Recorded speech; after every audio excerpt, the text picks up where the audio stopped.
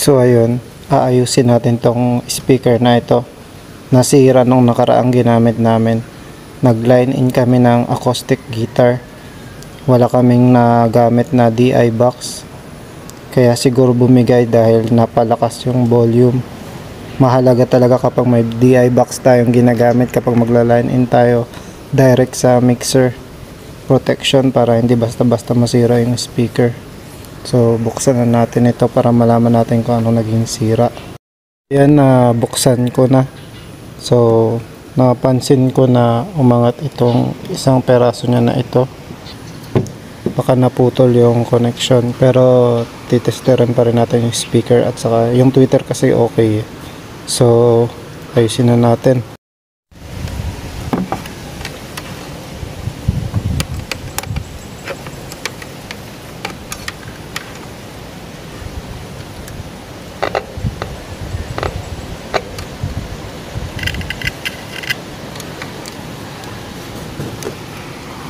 So okay naman, gumagana parehas. Malamang yun lang talaga yung sira niya, itong umuuga na to. Ayan, testingan muna natin.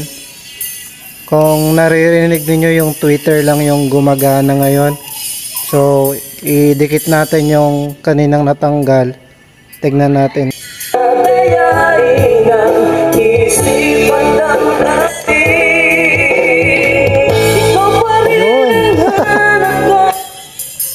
So yun, soldahin na natin yan.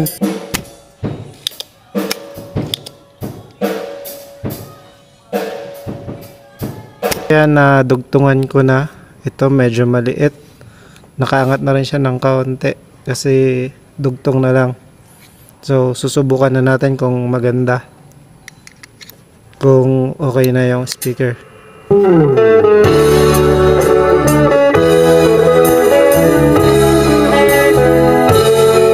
So ayan, okay na. Pwede nang gamitin ulit. Ayan, puputulin na lang natin to at ibabalik natin sa box.